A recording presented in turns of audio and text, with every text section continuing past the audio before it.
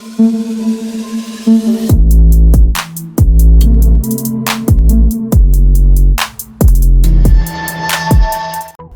warahmatullahi wabarakatuh. Oke teman-teman, kembali lagi di Didi Channel. Oke, seperti biasa untuk hari ini Didi akan berikan informasi lagi nih teman. Kali ini gue akan berikan informasi seputar sentimen news cryptocurrency ya, khususnya perkembangan Bitcoin teman ya. Jadi gue udah agak lama nggak ngebahas mengenai Bitcoin teman ya. Oke, jadi terakhir gue ngebahas mengenai isu-isu cryptocurrency itu di 4 hari yang lalu. Itu pun gue ngebahas mengenai Binance dan Tether teman ya, dan sedikit cuplikan mengenai si Bitcoin itu. Nah kali ini gue akan coba ngupdate ya sentimen-sentimen yang gue rasa sentimen tersebut tuh bisa menyebabkan ya fluktuasi harga untuk Bitcoin khususnya teman ya. Dan tentunya ketika Bitcoin itu mengalami fluktuasi harga teman ya, entah naik entah turun, itu sangat berdampak banget ya terhadap seluruh cryptocurrency atau altcoin teman. Tapi seperti biasa teman, sebelum melanjutkan video ini ya, jangan lupa nih kalian tekan tombol subscribe dulu ya teman, karena sering subscribe itu gratis. Dan tentunya kalian akan mendapatkan update-update video terbaru dan info-info terbaru dari Didi Channel. So nggak usah kelamaan, langsung kita kepoin. Jadi so. Nah oke teman ya, di sini gue udah masuk di crypto bubble ya, di ini di top 100 CMC. Kalian bisa lihat sendiri untuk marketnya saat ini hijau royo. Wah ini ada apa nih bang ya? Tentunya buat kalian yang udah gabung di grup Telegram gua ya teman, kalian udah pasti tahu ya kenapa market saat ini hijau royo teman. Tapi nggak apa-apa, di sini gua akan share ya kenapa market saat ini mengalami hijau royo teman ya. Jadi ada beberapa sentimen atau indikasi yang menyebabkan market ini mengalami kenaikan ya atau hijau saat ini ya. Dan kalau kita lihat juga ya di faktor Fear and Greed Index, keserakahan saat ini tuh melonjak tajam ya. Kalau kemarin kan di level 71, 72 ya teman, dan saat ini tembus di 74. Artinya level saat ini tuh level-level keserakahan yang bisa dibilang cukup besar gitu teman ya. Dan kemarin juga ada yang sempat request yang menanyakan token fee yang pernah gue review ya, yang ada masalah dengan Bitget ya, mungkin nanti bakal gue bahas juga ya teman ya. Nah mungkin di next video gue bakal bahas juga yang mengenai hal tersebut. Nah untuk saat ini gue akan fokus untuk Bitcoin ya dan perkembangan cryptocurrency, dan kalian bisa lihat di sini untuk market cryptocurrency saat ini berada di level 35.600 cuy. Artinya dalam kurun waktu 24 jam Bitcoin itu tumbuh hingga 3,46% teman. Nah ada apa nih kira-kira ya? Nanti kita bahas teman ya. Dan untuk Ethereum ya saat ini berada di level 1860 ya. Untuk altcoin rata-rata ya saat ini mengalami pertumbuhan ya. Pertumbuhannya kalau gue rata-ratain itu masih tipis ya. Jadi ada beberapa altcoin yang mengalami pertumbuhan 1-2% teman. Tapi kalau kita lihat dalam kurun waktu 24 jam ini banyak sekali altcoin ya yang mengalami pertumbuhan yang cukup lumayan ya teman-teman, seperti Polygon yang mengalami pertumbuhan hingga 8%, Polkadot 8% ya teman-teman. Dan sini ada Avalanche ya atau Avak ya, dia tumbuh hingga 11% teman-teman. Dan yang hype lagi teman-teman ya, pertumbuhannya itu adalah Solana ya. Dalam kurun waktu 24 jam dia tumbuh hingga 11-12%, dan dalam kurun waktu 7 hari tumbuh hingga 30%. Wow ya, ini cukup fantastis banget untuk Solana teman. Nah lalu apa penyebabnya sehingga market dari cryptocurrency menjadi green seperti ini ya? Tentunya ada sentimen yang mempengaruhi hal tersebut gitu teman ya. Dan di sini teman ya, gue udah masuk di grup Telegram gua teman ya, di grup Telegram Didi teman, dimana semalam gue menginfokan ya mengenai beberapa sentimen. Salah satunya itu datang dari Coinbase teman. Di sini gue menginfokan ya adanya angin segar dari Coinbase nih teman ya. Oke, jadi kita tahu teman ya, perselisihan antara Coinbase dan SEC itu kerap kali ya menjadi sorotan para pemain cryptocurrency teman ya. Salah satunya untuk melihat pergerakan market kripto teman. Kemarin udah gue infokan ya bahwa Coinbase itu sudah membuat lisensi juga teman ya ke Singapura kalau nggak salah teman. Dan juga sudah banyak ya perusahaan-perusahaan yang udah berkolaborasi dengan Coinbase ya untuk proyek kripto ini gitu teman ya. Jadi cukup mantul lah perkembangan Coinbase selama ini di kuartal 4 2023 ini teman ya. Nah baru-baru ini juga ada angin segar lagi dari pihak Coinbase teman ya. Jadi beberapa bulan ya semenjak Coinbase Financial Market atau CFM ya mendapatkan sebuah persetujuan ya dari salah satu organisasi yang menangani layanan berjangka kripto di AS teman ya, atau National Future Association atau NFI. Semenjak persetujuan tersebut, teman ya, Coinbase Financial Market atau CFN ini ya, teman, itu tuh diizinkan untuk mengoperasikan entitas Future Commission Merchant atau FCM, teman ya. Ini udah gue share ya di grup Telegram, teman.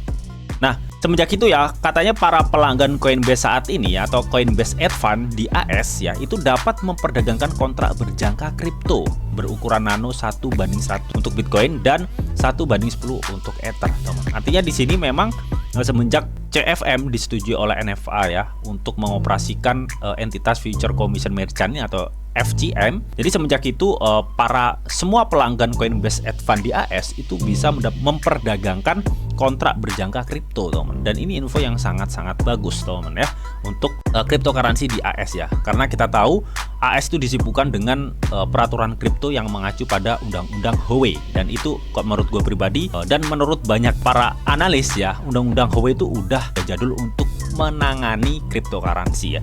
Karena undang-undang Huawei itu kalau gue tahu itu dipakai untuk acuan nih, apakah proyek tersebut itu adalah sekuritas atau bukan sekuritas. Intinya seperti itulah, teman ya.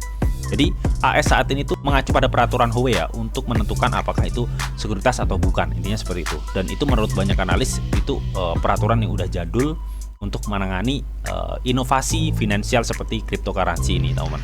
Dan kabar dari Coinbase yang disetujui untuk mengelola atau mengoperasikan entitas Future Commission Merchant atau FCM ini merupakan kabar yang cukup bagus untuk perkembangan cryptocurrency di AS menurut gue pribadi. Dan ini adalah salah satu faktor kenapa market saat ini tuh menghijau lagi ya, karena sentimen ini salah satunya, teman. Nah, sebenarnya nggak hanya itu yang gue share di grup Telegram gue, teman ya. Jadi masih banyak lagi sentimen-sentimen yang gue share di grup Telegram. Jadi buat kalian nih yang mungkin belum gabung di grup Telegram gue, silahkan gabung, teman ya. Untuk linknya gue sediakan di kolom deskripsi, teman. Tentunya kalian nggak bakal ketinggalan mengenai informasi-informasi terbaru serta sentimen-sentimen terbaru mengenai cryptocurrency di grup Didi ya. Dan di sini juga kalian juga bisa sharing ya mengenai seputar cryptocurrency, updatean cryptocurrency ya dengan teman-teman lainnya ya, dengan gue juga, teman ya, di grup ini. So buat kalian yang ingin gabung, kalian klik link yang sudah gue sediain di kolom deskripsi, teman. Oke? Sentimen apa lagi nih yang menyebabkan market cryptocurrency saat ini itu mengalami pertumbuhan, teman? Oke, jadi ini adalah salah satu sentimen yang menurut gue ya berdampak besar banget mengenai pertumbuhan kripto saat ini, teman ya. Dimana ini nggak lepas dari informasi The Fed ya yang telah menghentikan sementara kenaikan suku bunga Cibo ya. Ya kita tahu, teman ya, beberapa bulan kebelakangan ini ya, semenjak inflasi itu gencar, teman ya, pemerintah AS mengatasi inflasi tersebut dengan menaikkan suku bunga berturut-turut, teman. Hal itu menyebabkan kaconya ekonomi global. Karena apa? Ya karena ketika suku bunga dinaikkan, otomatis itu akan mengganggu sektor ekonomi dunia ya. Melihat dolar kan mendominasi, teman ya.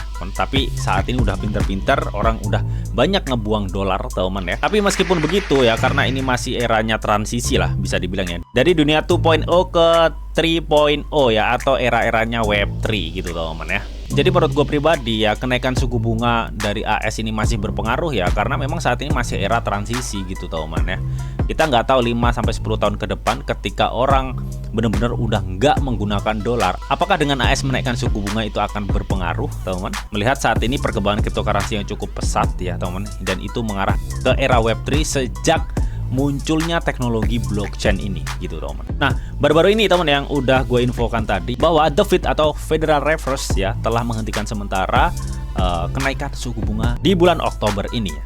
Nah, di sini dikatakan, teman ya, katanya The Fed, teman ya, menghentikan sementara kenaikan suku bunga tetap di level sekitar 5,25% sampai 5,50%, teman ya. Dan ini merupakan penghentian suku bunga ketiga berturut-turut dalam setahun ini, bro ya. Karena sebelumnya penundaan kenaikan suku bunga sementara ini sangat efektif ya untuk menekan inflasi. Makanya saat ini ya The Fed mencoba menghentikan sementara kenaikan suku bunga lagi ya. Karena di bulan-bulan sebelumnya penghentian tersebut tuh cukup efektif untuk meningkatkan ekonomi di AS gitu, teman ya. Dan apakah AS gak ada kemungkinan, bang, untuk menaikkan suku bunga lagi? Kata siapa? Masih besar kemungkinan AS menaikkan suku bunga lagi, cuy. Karena apa, teman ya? Karena target dari The Fed itu masih 2% cuy ya untuk inflasi di AS, teman. Kalau dilihat dari saat ini itu masih banyak banget harus memangkas inflasi, teman, hingga target ke 2%.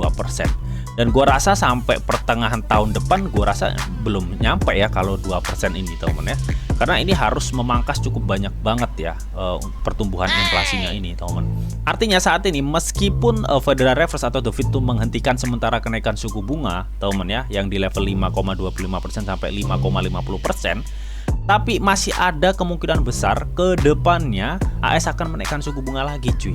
Karena dikejar target 2% itu gitu. Dan karena info ini, Federal Reserve menghentikan sementara kenaikan suku bunga. Seperti kalau kita lihat ya ke belakang, di mana di bulan-bulan sebelumnya AS juga menghentikan sementara kenaikan suku bunga. Dan itu menyebabkan ekonomi AS kan terdongkrak naik gitu dong. Dan itu juga menyebabkan market cryptocurrency berfluktuatif naik ya harganya ya untuk cryptocurrency. Dan gue rasa dengan adanya info The Fed ini menghentikan suku bunga lagi untuk sementara, gue rasa market akan ada kenaikan teman-teman ya, melihat penundaan suku bunga di bulan ini teman-teman ya. Jadi itu ya yang menurut gue pribadi yang menyebabkan market saat ini lebih cenderung hijau royo-royo ya. Khususnya saat ini Bitcoin yang mengalami pertumbuhan hingga 3,4% yang menempatkan harganya saat ini berada di level 35.000 US dollar. Ya teman-teman, meskipun kemarin ya teman ya, gue sempat menganalisa untuk pertumbuhan dari BTC ya teman, karena ini mendekati akhir tahun ya, meskipun ini ada sentimen yang cukup bagus untuk kripto ya, yang berpotensi menyebabkan kenaikan harga untuk Bitcoin saat ini teman ya. Tapi saat ini kita juga dihadapkan di kuartal 4 pas akhir tahun ini gitu teman.